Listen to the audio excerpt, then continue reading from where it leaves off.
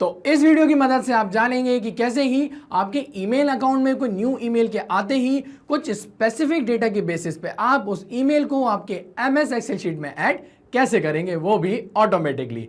तो मैंने public connect की मदद से जीमेल और एमएस एक्सेल को इंटीग्रेट करके कुछ इस तरीके से ऑटोमेट किया है कि मैं जब भी कोई न्यू ईमेल रिसीव करता हूं मेरे जीमेल के अकाउंट में, तो वो कुछ स्पेसिफिक डेटा के बेसिस पे उसको ऐड कर देता है मेरे एमएस एक्सेल शीट के स्प्रेडशीट में। तो ये सब कैसे होता है, आइए देखिए। तो प्रोसेस को शुरू करने के लिए आप अपने ब्राउजर पर लिखिए pebly.com/connect, देन एंटर कर दीजिए। एंटर करते ही ये ले आएगा आपको पेबली कनेक्ट के लैंडिंग पेज पे, जहाँ पर अगर आपने पहले कभी कोई अकाउंट क्रिएट नहीं करा है तो प्लीज़ इस साइन अप फ्री बटन का उपयोग करते हुए फ्री में एक अकाउंट क्रिएट कर लीजिए, और अगर आप पहले से ही हमारी सर्विसेज का उपयोग कर रहे हैं तो साइन इन पे क्लिक कीजिए। साइन इन पे क्लिक करते ही ये ले आएगा आपको पेबली के ऑल ऐप्स सेक्शन की ओर, जहाँ करेंगे access now to Pabbly connect, और ऐसा करते ही हम फाइनली आ जाएंगे हमारे अकाउंट की डैशबोर्ड पे, जहाँ पहले हम क्रिएट करेंगे एक वर्कफ्लो और इस वर्कफ्लो को कोई नाम देंगे, for example Gmail to Microsoft Excel automation. आप इसे कोई और नाम भी दे सकते हैं। देन क्रिएट पे क्लिक कीजिए, और क्रिएट पे क्लिक करते ही ये ले आएगा आपको पेबली कनेक्ट के ट्रिगर और एक्शन विंडो की ओर, जहाँ पर ट्रिगर एप्लीकेशन कहती है जब ऐसा होता है। अब क्या होता है, जब भी हम किसी एप्लीकेशन में डेटा रिसीव करते हैं तो यहाँ क्या हो रहा है, हमारी इस एप्लीकेशन में डेटा आ रहा है तो वो बन जाएगी हमारी ट्रिगर एप्लीकेशन, और ऐसा होने पे एक्शन एप्लीकेशन कहती है तो ऐसा करो। आप क्या करो, जो डेटा आपने अपने ट्रिगर एप्लीकेशन में रिसीव किया है वो एक्शन एप्लीकेशन की मदद से किसी दूसरी एप्लीकेशन में फॉरवर्ड कर दीजिए। तो हमारे केस में क्या हो रहा है, हम जब भी हमारे ईमेल अकाउंट पे कुछ ईमेल्स रिसीव करते हैं तो उसमें से कुछ जैसे स्पेसिफिक वर्ड्स अगर हैं तो वो ऑटोमेटिकली ऐड हो जाए हमारे माइक्रोसॉफ्ट एक्सेल शीट में। तो उसके लिए यहाँ पर जो ट्रिगर एप्लीकेशन है वो मैं चूज़ करने वाला हूँ ईमेल पार्सर को। ईमेल पार्सर किस लिए, तो ज़रूरी नहीं है कि आप भी जीमेल का ही उपयोग कर रहे हैं और जीमेल के अंदर ही आप अपने बिजनेस ईमेल्स रिसीव करते हैं। हो सकता है कि आप आउटलुक का उपयोग कर रहे हैं या आउटलुक के अलावा कोई दूसरी ऐसी ईमेल एप्लीकेशन जिसमें आप आपके बिजनेस ईमेल्स रिसीव करते हैं। तो इस वजह से यहाँ पर जो ट्रिगर एप्लीकेशन है वो मैं चूज़ कर रहा हूँ ईमेल पार्सर बाय पेबली। अब ईमेल पार्सर बाय पेबली हमको मदद करता है कैप्चर करने में रिस्पॉन्सेज जो भी हम हमारे ईमेल अकाउंट में रिसीव करते हैं, वो ऐसे कि ये हमको देता है एक यूनिक ईमेल एड्रेस, और ये यूनिक ईमेल एड्रेस की मदद से हम इसको ऐड करते हैं एज अ फॉरवर्डिंग ईमेल हमारे ईमेल अकाउंट में। तो होता ये है, जब भी हम कोई न्यू ईमेल रिसीव करते हैं तो वो इस फॉरवर्डिंग ईमेल की मदद से हम हमारी वर्कफ्लो में भी कैप्चर कर लेते हैं। तो फिलहाल जैसा कि मैंने आपको मेरे इंट्रोडक्शन में बताया था कि मैं जीमेल से माइक्रोसॉफ्ट एक्सेल का ये जो इंटीग्रेशन है वो कर रहा हूँ, तो इसलिए मैं कॉपी कर लेता हूँ इस ईमेल एड्रेस को, और एज अ फॉरवर्डिंग ईमेल मैं इसको ऐड करूँगा मेरे जीमेल अकाउंट में।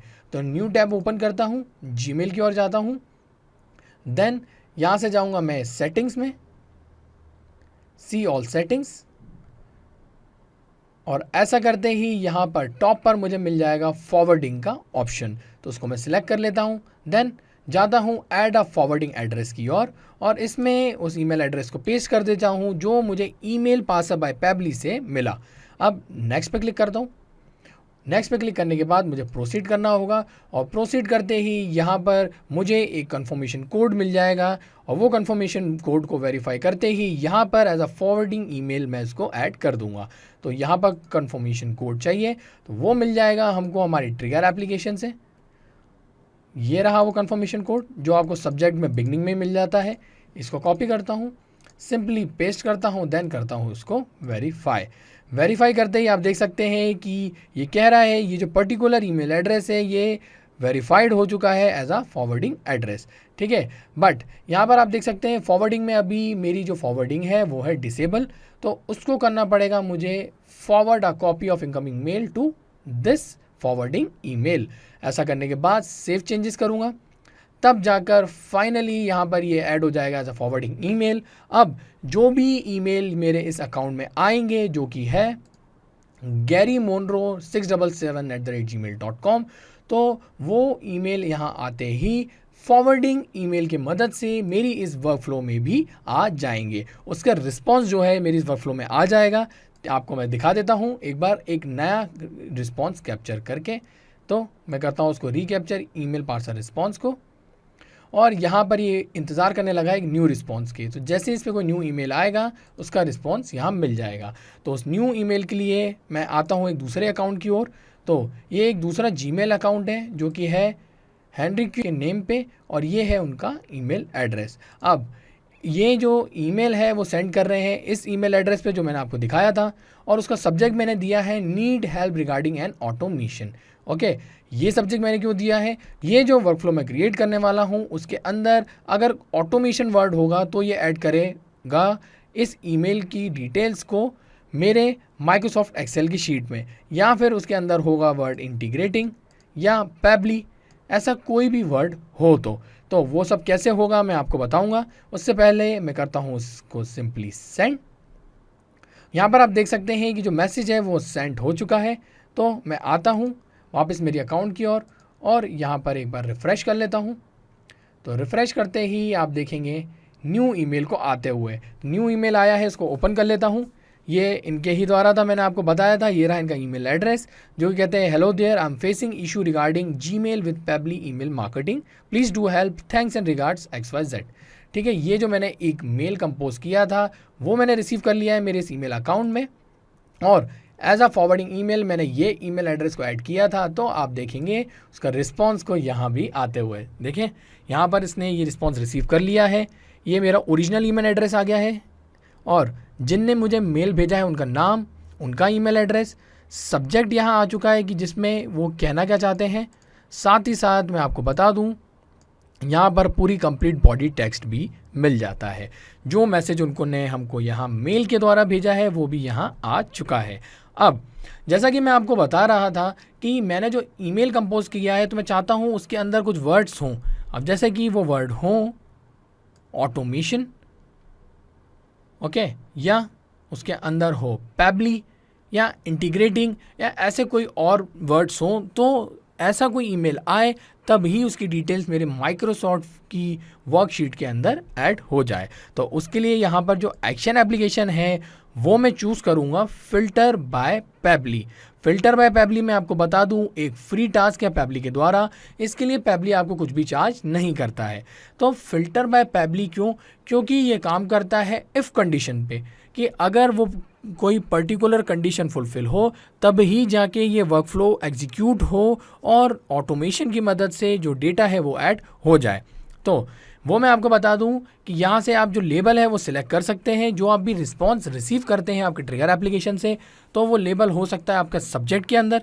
तो जैसे सब्जेक्ट को मैं यहाँ सिलेक्ट करता हूँ, और यहाँ पर जो फ़िल्टर टाइप है वो मैं करता हूँ कंटेंट्स, कि जब भी सब्जेक्ट में कुछ वर्ड हो और वो वर्ड क्या हो, तो जैसा कि मैंने आपको बताया था ऑटोमेशन, तो यहाँ पर वो लिख देता हूँ। अब और कंडीशन इसमें ऐड कर सकते हैं।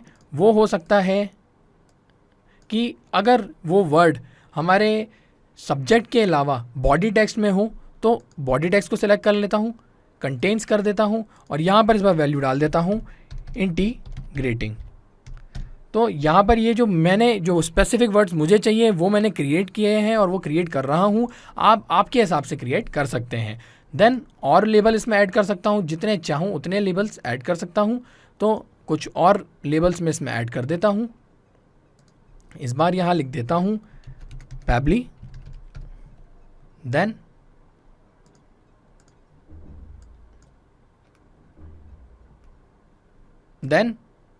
यहाँ से सिलेक्ट करता हूँ एक और वर्ड, उसको लिख देता हूँ पैबली कनेक्ट। ऐसे ही ना जाने जितने चाहूँ मैं इसके अंदर वर्ड्स ऐड कर सकता हूँ, ताकि इनमें से कोई भी अगर ऐसा वर्ड आए तो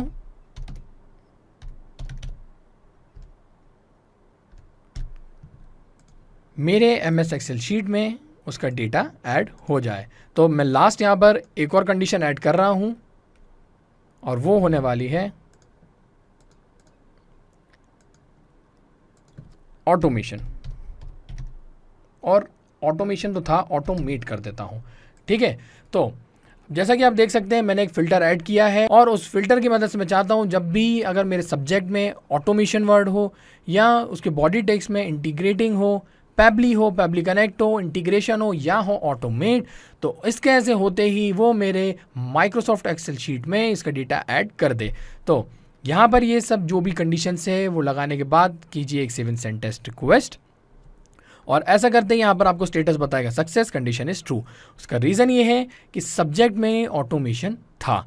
ठीक है, तो अब डेटा ऐड करना है माइक्रोसॉफ्ट एक्सेल में, तो उसके लिए यहाँ पर जो एक्शन एप्लीकेशन है वो फाइनली हम चूज़ करेंगे माइक्रोसॉफ्ट एक्सेल को और यहाँ जो एक्शन इवेंट है वो होने वाला है ऐड रो टू वर्कशीट।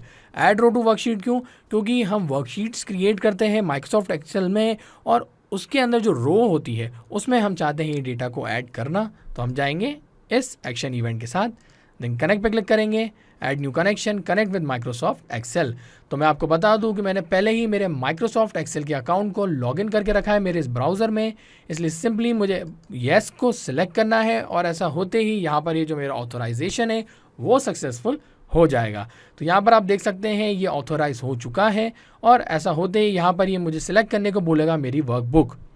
तो आप लोग जानते ही हैं कि हम वर्कबुक क्रिएट करके रखते हैं हमारे माइक्रोसॉफ्ट एक्सेल के अकाउंट में और अगर मैं इसको सिलेक्ट करता हूं तो आप देखेंगे इसके अंदर बहुत सारी वर्कबुक्स क्रिएटेड है।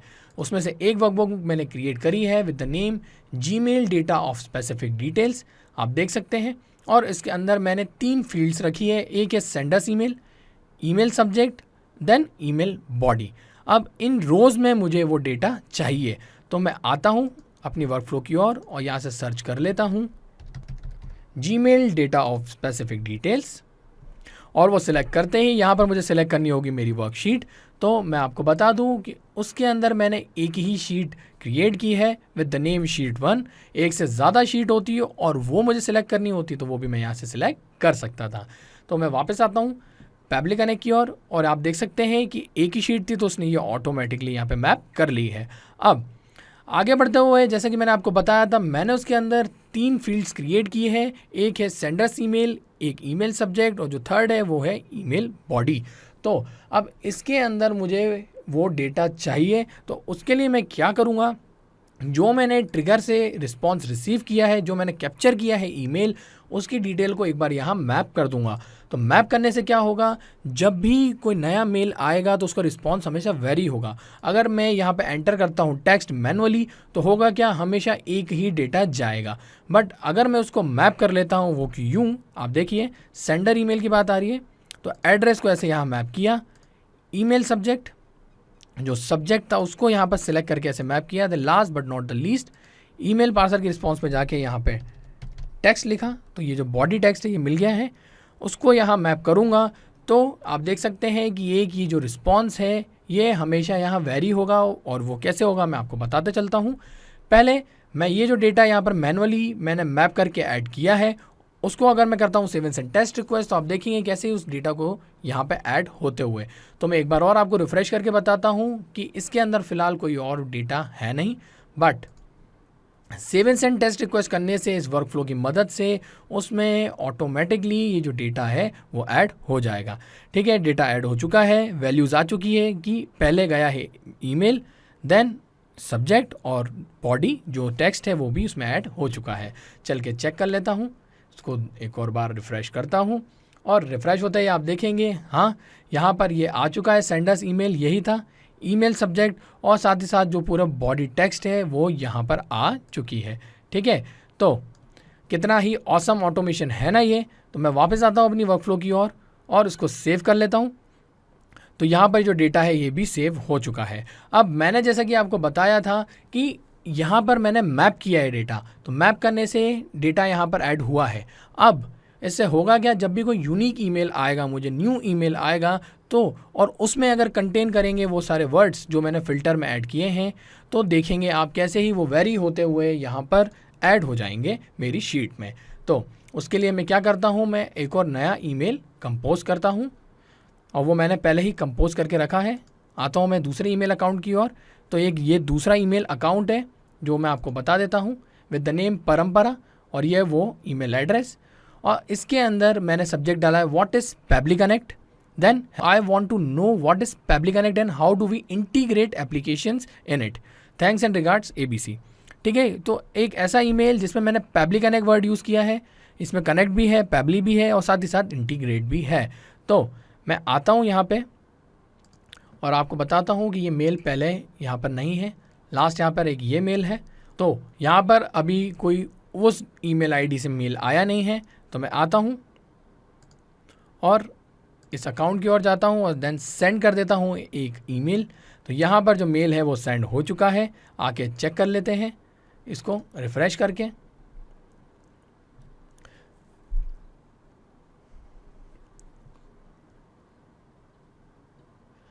तो आप देख सकते हैं एक न्यू ईमेल यहाँ पर आया है मुझे परंपरा से, जो कि कहते हैं hello there, I want to know what is Pabbly connect and how do we integrate applications in it.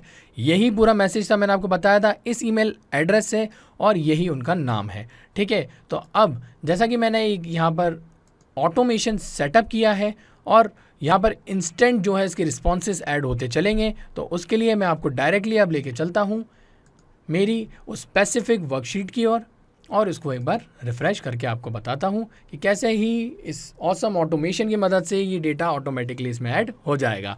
तो आप देख सकते हैं इस ईमेल एड्रेस से मेल आया था, ऐड हो चुका है, इसमें सब्जेक्ट जो था वो भी ऐड हो गया है और जो बॉडी टेक्स्ट है वो ऐड हो चुका है। उसका रीज़न ये है कि मैंने यहाँ पर ये जो फ़िल्टर लगाया है उसके कुछ वर्ड्स उस ईमेल में थे, लेकिन क्या अगर और भी ईमेल्स हमें आएंगे और उसमें अगर ये वर्ड्स नहीं हैं तब भी क्या इसमें डेटा ऐड हो जाएगा? तो ऐसा नहीं होगा। उसके लिए मैं एक ऐसा ईमेल भेजूंगा जिसमें कोई भी ऐसा वर्ड नहीं है। तो यहाँ पर मैं एक और ईमेल अकाउंट से ये जो मेल है वो कर रहा हूँ, वो है डेविन पाकर से। ये रहा उनका ईमेल एड्रेस और इस बार मेरा जो सब्जेक्ट है वो है need product information, hello there, want to know complete details of your product, thanks and regards. तो इसमें आपको कहीं भी automation, integrating, Pabbly connect, integration और ऑटोमेट वर्ड नहीं दिख रहा है। तो ऐसा कोई वर्ड है नहीं। तो जब भी ये मेल सेंड होगा मेरे उस पर्टिकुलर ईमेल अकाउंट पे, तो आप वो मेल वहाँ तो देख पाएंगे, लेकिन वो ऐड नहीं होगा मेरी वर्कशीट में। उसका रीज़न ये है कि इसमें जो फिल्टर्स में वर्ड यूज़ हुए हैं वो नहीं है। तो मैं सेंड करता हूँ, यहाँ मेल सेंड हो चुका है, आता हूँ और यहाँ पर चेक कर लेता हूँ मैं मेल को। देखिए एक नया ईमेल आया है सिर्फ 2 मिनट के बीच में, जब तक मैं आपको एक्सप्लेन कर रहा था, और इसको मैं ओपन करके आपको बताता हूँ। तो डेविन पार्कर के द्वारा ईमेल है जो कहता है hello there, I want to know complete details of your product, thanks and regards, है ना। इसमें वो वर्ड्स है नहीं, तो उसका जो डेटा है वो ऐड नहीं हुआ होगा मेरी शीट में। तो मैं आता हूँ शीट की ओर और एक बार इसको रिफ़्रेश करके चेक कर लेता हूँ। तो आप देखिए यहाँ पर वो डेटा ऐड नहीं हुआ है। रीज़न, सब्जेक्ट में, बॉडी में वो वर्ड्स नहीं हैं जिसके बेसिस पे मैंने ये वर्कफ्लो क्रिएट करी थी। तो है ना कितना ही ऑसम ऑटोमेशन ये, और सिर्फ 3 स्टेप की मदद से आप भी ये ऑसम ऑटोमेशन सेटअप कर सकते हैं। और मैं एक और ख़ास बात आपको बता दूं कि यहाँ पर ये जो मैंने वर्कफ्लो क्रिएट करी है, इसका जो लिंक है वो मैं अपने इस वीडियो डिस्क्रिप्शन में ऐड करने वाला हूँ, ताकि आप उसको फ्रीली ओपन करके अपने अकाउंट में देख सकें। और अगर आप चाहते हैं ऐसी ही वर्कफ्लो क्रिएट करना, तो आप इस सेम वर्कफ्लो को क्लोन करके इंस्टेंटली खुद की भी एक वर्कफ्लो क्रिएट कर सकते हैं। तो था ना आसान। और ऐसे ही आसान ऑटोमेशंस के वीडियो के लिए आप हमारे चैनल को सब्सक्राइब कीजिए। साथ ही साथ अगर आपको मेरा वीडियो अच्छा लगा है तो उसे लाइक जरूर कीजिएगा और ज्यादा से ज्यादा शेयर भी कीजिएगा। और अगर आपके मन में कोई सवाल तो वो हमें बता दीजिए forum.pabbly.com पे, और एक बार हमारी प्राइसिंग लिंक भी जरूर देखिएगा। इस वीडियो को देखने के लिए आपका बहुत बहुत धन्यवाद।